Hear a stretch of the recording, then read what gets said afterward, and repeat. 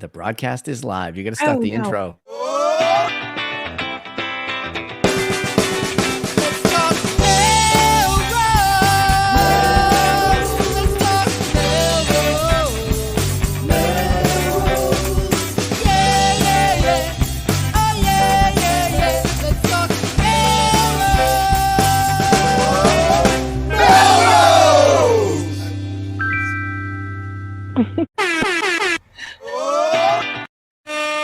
Yes, it is chaos. Good evening, Melrosians the world over. I'm Tom Catalini. I'm Jen LeClaire. I'm Sam.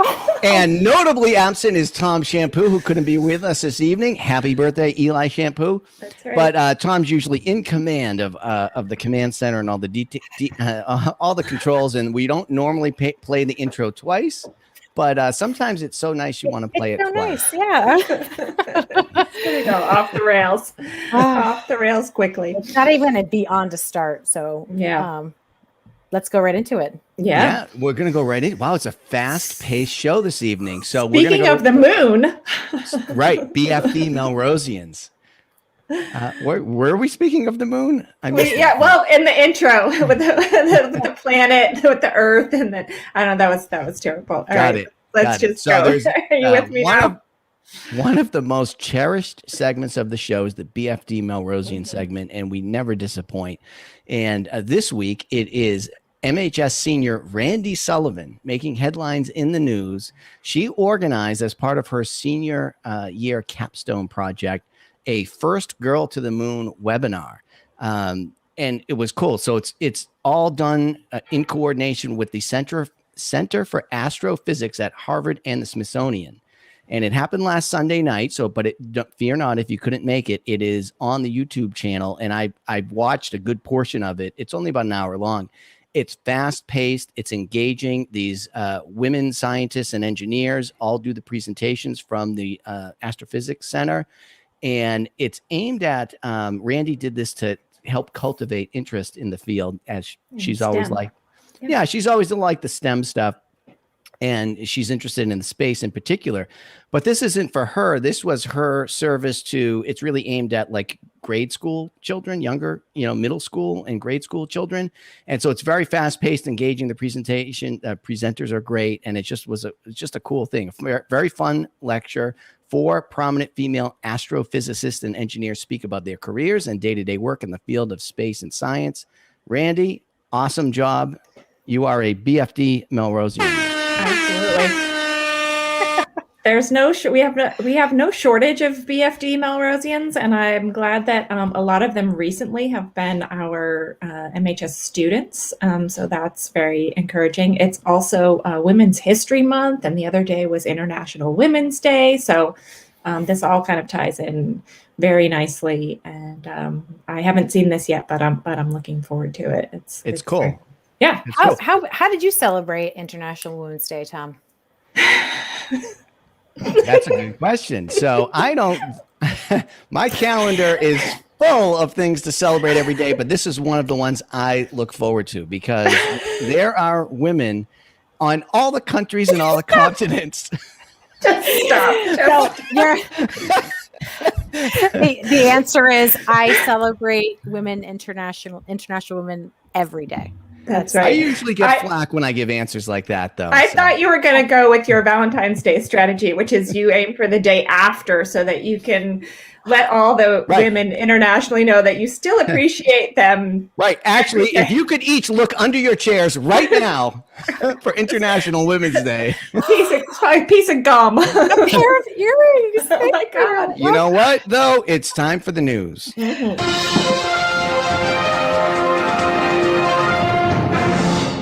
To get myself out of that one. Oh my goodness, there's so much news going on around town. Sam, I'm tell sorry, us what's happening. If you want to get out of talking about women, just toot your horn, Tom. So one thing I wanted to bring up was the Melrose Together volunteers who have brought you Unicorn Day and give a gobble bag. Give a gobble, so and it's a way to engage Melrosians in doing good stuff. Together with Housing Families, the Melrose Together team has created a Housing Families Fund. And so those funds have been designated to go directly to families who need assistance. So Housing Families really worked to, it's kind of outside of the purview of what they normally do when they raise funds. So if you want to donate directly to families so that they can put money towards bills or other necessities, there's a link there. I'm sorry, Yep. heat. Yes. Yeah, things that are recurring, and I think one of the things that they love. I actually just set up my recurring donation today. One of the things that they love, there's always big drives during Christmas time and Thanksgiving, and then things quiet down and people go about their lives. And so recurring donations that they can rely on more frequently. So if that's something that you're able to do, that is also very, very helpful. I just set mine up today. Amazing. Low dollars are great too. Again, the recurring really matters because then they have a somewhat of an income that they can count on for families. Yeah. So also the Melrose Ed Foundation, the Parent You Interrupting Racism sessions start next week. There are a few more spots. Grab them while you can. Jen and I will be there to report back. What do you mean? Grab a few spots? Because I have not done that yet, so maybe I won't be there if I don't do it. But although I'm glad, I actually thought that I missed one yesterday. I was like, oh my God, it started, and I totally missed the first one already. So it starts next week. So thank God. Yes. But you do have to register in advance. Yes, you do. So please do that. And there's another, just a quick shout out for the Greater Boston Health and Wellness Fair, March 20th. I'll put a link there. It's free, but there's an online registration. So I'll put that there. Superfan Craig Mulway said everybody must be at the school committee meeting. Well, we're going to talk about that. Yeah. So Tom, what were you doing last night? Last night I was watching the city council meeting. So I dialed in about this free cash thing, right? Because every year there's some money left over, and it's like millions of dollars this year. And the mayor writes a memo. Here's what I think we should spend it on. Put some in the stabilization fund, and it's traditionally used for one-time expenditures, capital expenditures, not part of the budget. But there's like $5 million left over this year, so we can add some to the stabilization fund. And then they were to have this discussion about some other ideas that were shared and see where it goes. But I missed that part of the meeting because we had to sit down for family dinner, and that's a priority. When I came back, and by the way, these things are all streamed on mmtv3.org. So like you don't have to do the whole WebEx rigmarole if you want to speak at the meeting, you just want to watch. Just go to the website and look at the live feed. So when I came back in, there was a heated discussion about fire pits in Melrose, and that's what was being discussed that I tuned in on. And it was interesting. God, are you serious? Okay. Oh yeah. Your ward was particularly concerned about the safety. I know. And what is the definition of a competent person to be present to manage the fire pit, so on and so forth. But the fire department has guidelines, and I think they're trying to be safely accommodating to, COVID times. People are trying to get together responsibly outside. My question would be, I guess I would have two questions is, are our city council representatives, have they gone out and talked to people? Are these other people's concerns? I haven't heard any, my city councilor ask me if I have a concern about fire pits. So I'm wondering if other councilors are asking their constituents, is this a concern, or is it their concern that they're voicing? I'm not sure. One gets the impression they're hearing from them. So the people, maybe you don't hear from the people who aren't concerned. That's true. That's true. But there's also only outreach when, I shouldn't say that. In all fairness, there's more outreach when they are running for office, and then less. So it would be great to kind of hear from everyone more, not just in my ward, just for everyone. But also my second question is, has there been, and I honestly don't know the answer to this question, it's not a loaded question, has there been a fire in Melrose in the last year with the increased use of fire pits? Has there been a fire in Melrose due to a fire pit? So I think it was the police chief. The police chief and the fire captain were both there, said that in their recollection, there has never been something caused by a fire pit. And I think it was the police chief who said, like, it's more common you're going to get it from somebody throwing a cigarette in a pile of mulch or something like that. So the record's pretty good. At the same time, it's a densely populated area. You don't want this to get out of control. But and it was all kudos to the council, because it was really, they just brought them forth for an informational discussion. There was nothing to vote on, nothing to act on, and all of that. But anyway, that's what you got to dial in. You never know what's going on. There's always something. Tonight I dialed in while I was Tuesday evenings after dinner, I just paced back and forth waiting for this show to start. So I dialed into the school committee meeting. Whoa, there are Craig, there are a lot of people over there now, and they are not happy. So about this matrix and phased return to school plan that abruptly hit in the last few days, quote unquote, frustration and disgust was expressed by some people.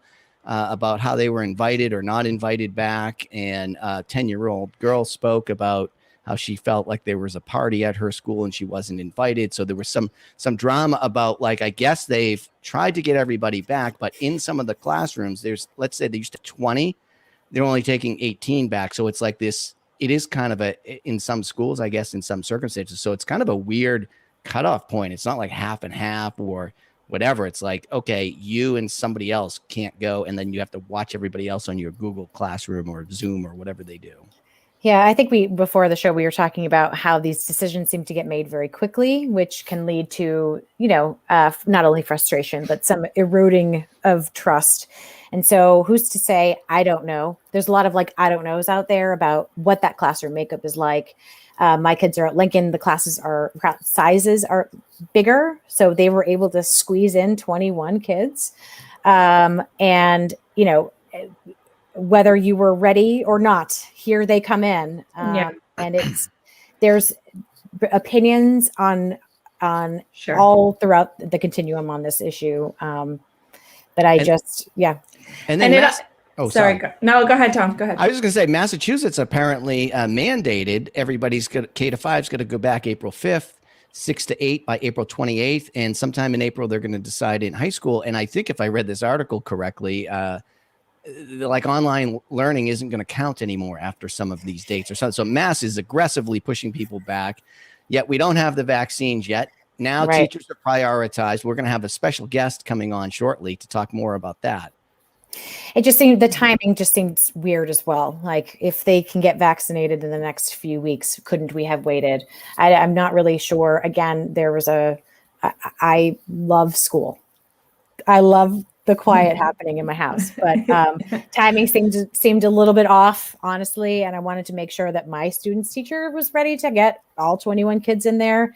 I'm not sure how much time she had to kind of process everything. I know we were told on a Wednesday that kids might be coming in. They're not really sure how many. And then on Thursday, I say at least two of mine, I only have two, were going in. And then on Friday morning, we found out that it was the entire class. And then on Monday, they all showed up. So the transitions here and decisions seem to be very quickly made. And I think more advanced notice or conversation or engagement with the community would have been appreciated. I do, to your point about MDLA, that is unsettling, in my opinion, that, again, as you mentioned, these families committed to a year home, and whether they're ready or, yes, it's a global pandemic.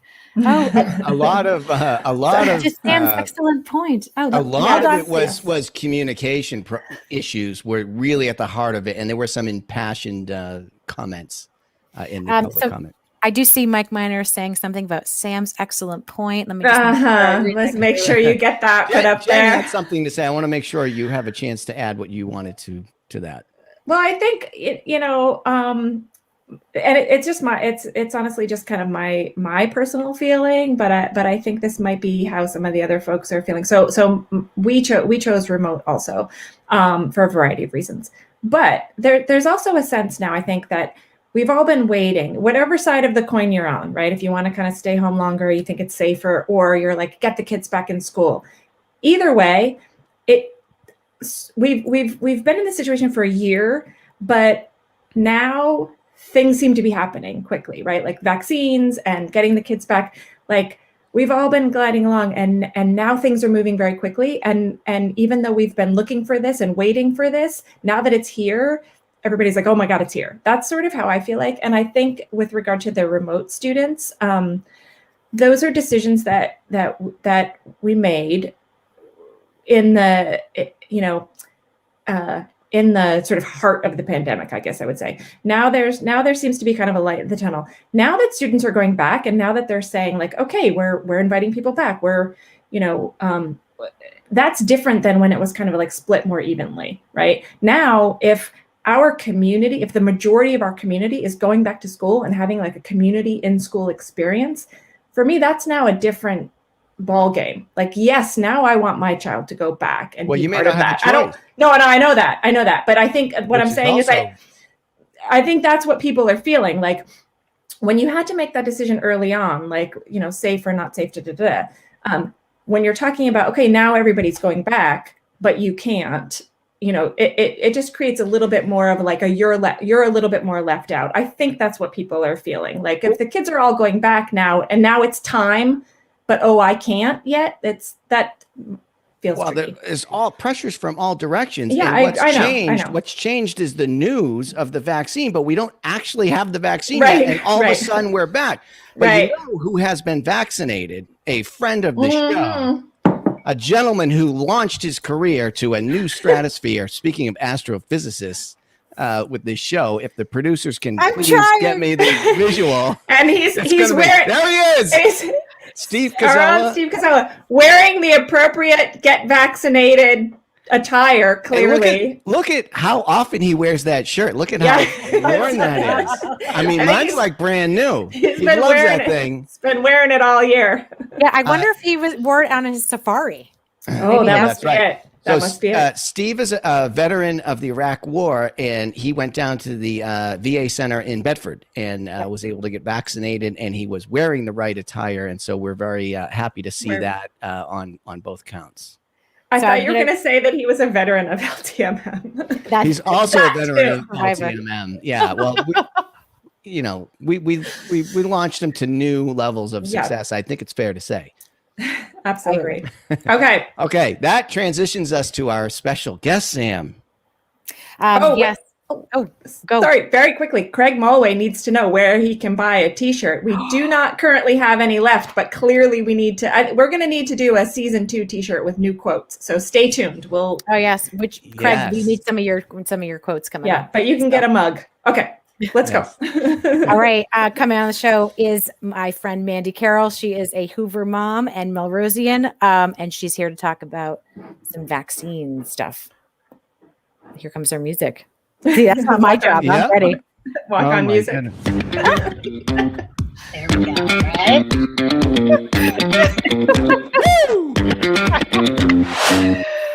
Hey. I also would like a T-shirt. I think that's sound. All right, on it. We're on it. We gotta get new T-shirt, new season T-shirt runs coming up. All right. New merch. So Mandy, welcome to the show. How did you get involved in all of this in Melrose? Well, thank you guys for having me. I'm very excited. I watch you guys all the time, and you guys seem like you're having so much fun. It's fun to watch. I love it. Thank you. Yeah, I'd say about a month ago, I kind of saw this happening where, again, you guys talked about it. There's this pressure to kind of get the kids back in school, and the teachers kind of getting moved down the totem pole in terms of prioritizing when they were going to get the vaccine. So I started doing some research with other neighboring towns where they have been able to successfully vaccinate their teachers. And also, I have a few friends who have run clinics themselves to kind of understand, like, what's the operations, what's the best way to kind of help prioritize to get appointments for teachers. And through that, speaking with Sam, there's a whole group of volunteers here in Melrose who have really been focused on, like, how can we get our teachers back? I think the biggest challenge we're having right now, though, is that there's not enough supply. I think what's happening is that the state currently doesn't have supply to vaccinate the teachers. So we're kind of dipping into the standard supply that only exists for what was already allocated. So, I think really we've kind of come up with like a 3 work stream approach at this point. which seems like we're kind of going in the right direction. The first is like partnering with a local vendor. We've talked with CVS, we've talked with Melrose Wakefield Hospital. We've also we have two CVS's in Melrose. So does that help? Well, we tried them both, but unfortunately they don't have the vaccine. So I went to the CVS in Malden, where we've had some more success. And they've said that, we're talking about doing like a mobile clinic where they would actually come to the schools and do the vaccination for us there. Also curative too. I think, Sam, you reached out to them today, didn't you? I did. Yeah. Yes. So again, I didn't really get a hold of too many people. They were going to have sales call me back, but we talk a lot about going to bring the solution to where the humans actually already are. And how I think we've noticed the state kind of centralize a lot of the effort, and it's actually doing the opposite. So you have to like find an appointment at some faraway Fenway instead of a local branch of CVS. So this has been like a really fast week here, or like the last 7 days, I guess. Things have been happening really quickly. So what have you noticed around, like, how are things moving forward for our teachers here? Yeah, I think the biggest challenge that we're having, so I think the other two we're trying to do, is the scheduling. I think that we've thought through, like, is there a way we can help our teachers schedule? I think we've got volunteers who may have more flexibility. You think about teachers are, all encompassed, they're focused all day, either teaching or they don't have time to hours. Refresh. I mean, they're in teaching our kids, and that's where they should be prioritizing. So we're going to have an opportunity for teachers to opt in and say, like, oh, I'm looking for help with scheduling. They provide us their information, and then we will schedule the appointment for them. So that's another avenue that we're doing, that we're talking through. And then I think the third is that we've had conversations. Sorry, Jen, did I cut you off there? No, I just said that's a great idea. Yeah. But it's something, and I think the third is that working with like a Melrose Wakefield Hospital or a CVS and say, can we just block off appointments? And I know some friends of mine who live in different states, that's what they did in New York, for example. So they said, from 3 to 5 on Friday, like only Melrose public school teachers get these appointments, which again, just anything we can do to help. I think that's really kind of the theme of what we're trying to do here, is that what can we do to make this easier for teachers? Because I think we've all heard, I mean, how many people have you heard say, like, what a headache it is to actually get an appointment? So the premise you're working on is it's maybe not ideal to have teachers hit refresh on a website all day and then drive to Fenway Park or Gillette Stadium at an appointment. That's so weird. I know. That's interesting. Well, and I think the other challenge I've heard with other systems that they don't want the teachers to necessarily get the vaccine during the week because you could get sick.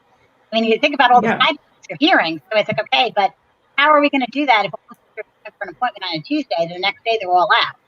So a lot of, the thought that goes into this. So again, I think it's just helping. So what happened? Because Melrose had a clinic at Memorial Hall, and they inoculated first responders. We had, presumably, I'm guessing, the right refrigerator and health professionals trained. And then is that when the state just took all our supply away? Like, what happened to that? I think that was a big part of it, and I think the other issue too there, yes, to your point, they definitely kind of said, okay, we're going to move away from this, like, small towns having these, clinics. They're going to more centralize it. But again, the other issue was the supply. So I think even at that time, it's like there wasn't enough supply to kind of give it to teachers also. So they were more focused on, I think at that point it was over 75, things like that. So I think it's really just trying to get creative in here. I think that's what we're trying to do, is just get as creative as possible to see how we can help. Because, as you guys were saying, there's a lot going on right now. There's a lot of pressure to get these kids back in the classroom. As teachers are nervous, it's like, I think we'd all feel better if there was a solid plan to get these teachers vaccinated ASAP. Right. And I think, some of the communities that you'd mentioned have listed teachers as first responders, as essential workers. And so it kind of put them in a little bit more on a priority, at least in their mindset. Like if we had done that and initially thought that our Melrose teaching staff, who is literally on the front line every day for the hybrid classes, should be at kind of a priority, I think I wonder where we would be now. I don't want to look Well, backwards. it seems that there's room for creativity. I've read articles where some places they have had people volunteer at vaccination clinics, and then after X amount of hours, they're considered a frontline healthcare worker, and then they can receive the vaccine. So, like, you know what I mean? Well, I'm not opposed to cutting a few corners where it makes sense to help get the distribution out, assuming there is enough supply, like you said, to do it in the right order. You want the neediest people with the strongest case to get that. Then another article I was reading today is in some short amount of time, we may face the opposite problem where there's tremendous supply and people resistant to getting the vaccine. And that could be 30, 60 days away. Like it could actually start to shift. And in some places, I think it is. And this is going to be uneven across the country, but it's just such a weird time we're in, which to me makes that whole school decision even weirder because it was like turn on a dime to make this abrupt change when nothing material that I could see had changed. Right? Not yet. Yeah, Mandy, I have a question. Back to your. You said something earlier about what happens when the teachers get the vaccine and then they feel terrible, so they're sick, they're out the next day, and we can't have that. Do you find that it would be easier just to know that they're all getting vaccinated on like one, it's teacher day here in Melrose Clinic, and you plan for a PD day, a day off, like Friday, no school Friday, versus like tomorrow is like a day off. right, exactly. Versus now versus dealing with bringing subs in every time there's a teacher who. You know what I mean? It's all staggered. It almost seems like that's another thing that you could kind of control, right? You had that. And that's why I said Friday clinic, right? If you do like a Friday clinic, and ideal, right? I don't think it's happening, but I think kind of stay Friday because then if they do get sick, it'd be over the weekend. Friday, or you take some professional development days, or I mean, look at it's like a snow day or two. Shut the system down, get everybody vaccinated, then you're rolling. Like after that, you're on a different playing field. No. We'll all just hang out at our fire pits while we're waiting for everybody to feel better. So I think you should have at least one competent person at each fire pit. Apparently that's the regulation. So we might struggle with it. We might ask for volunteers. That's how we'll give away the t-shirts. The competent person. Well, like a designated fire pitter gets the merch. That's right. I like it. But the irony in this, in the side effects of the vaccine and not feeling well and having to have subs is that now we have no flexibility in our system, right? So these teachers can't be teaching from home. Our kids can't be. It's just the timing is just a little. I don't know. I'm just stuck right here, and like we've just shut off flexibility for the system. Yeah. So. No, and it's funny because I haven't heard anyone really talking about that piece yet. Which I think it is a real challenge. Is that like yes, they could have side effects, and again, in other districts are saying you can take a PTO day off. If you're after you have this. I haven't heard anything about that in Melrose. But I do think that's coming down the pipeline. Is that when these teachers start to get vaccinated and there are side effects, like are we going to make sure that they go to school next day? Like that's unreasonable. So I mean that I know a few people who are in the 65 category who've gotten vaccinated, gentlemen at work, and it was like he was very excited. He was showing his Band-Aid at a few Zoom meetings, and then the next day I was chatting with him. He's like, "Yeah, I hit the wall around noon." He just had to tap up. But teachers, that's not easy to do. You can't just leave at noon or right. Like I'm out. Oh, Craig says he got vaccinated and was useless after the second. I did hear that the second one's worse. But again, you can, if you know your vaccine, you can plan for that. If you know it's your plan. Right. Maybe the planning meetings. Maybe the planning meetings are very similar to our planning meetings, and that's the problem. Oh, yes. Actually, that's a good point. We have planning meetings. We have a plan. There's actually a document that guides the flow of the show. All this nonsense, right? And I don't want to ever assume anything. I don't want to assume that there isn't a plan, but we won't know what it is until the very last second. And then all we'll have the chance to do is respond very quickly. So speaking of, go ahead. I was just going to ask Mandy sort of, what is happening from where you're at now, and what do you see happening? And I don't know how involved you are with the administration or this volunteer group. It sounds like you're trying to coordinate some things. Is there anything that the audience should know or do or be prepared to do? Are we all destined to just hit refresh, or are there things others could do to help this effort? Yeah. Yeah, I think that ultimately, especially if we do start, scheduling appointments for teachers, I think we're going to start doing like a pilot, maybe a couple teachers, and then kind of expand it from there. And if that's the case, we will be looking for volunteers to kind of help with that piece.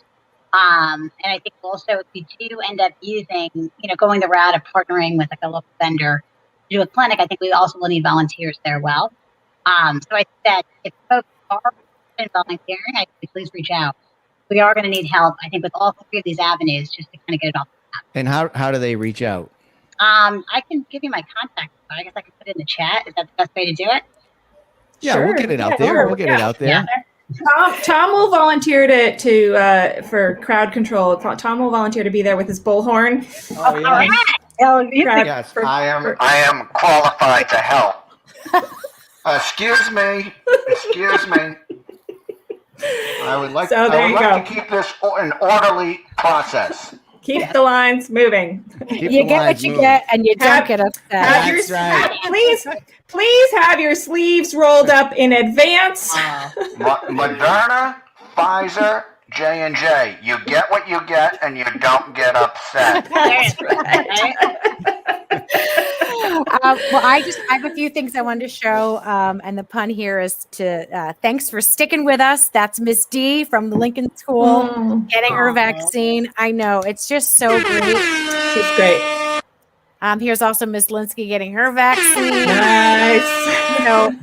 It's happening, which is happening. so wonderful. Yep.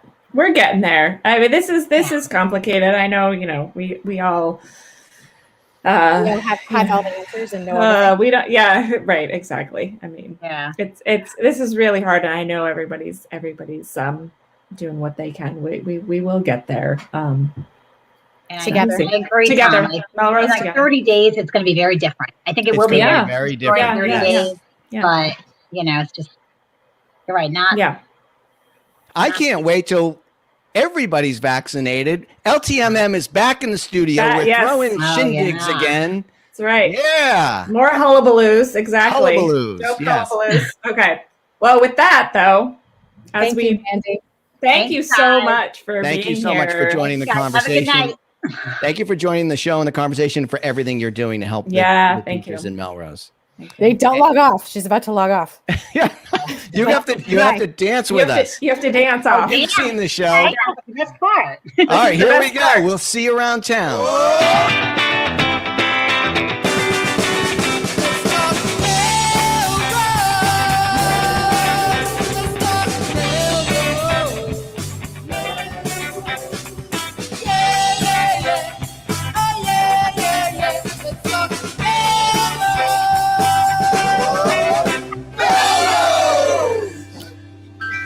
I got my finger on the end broadcast button. Here we go.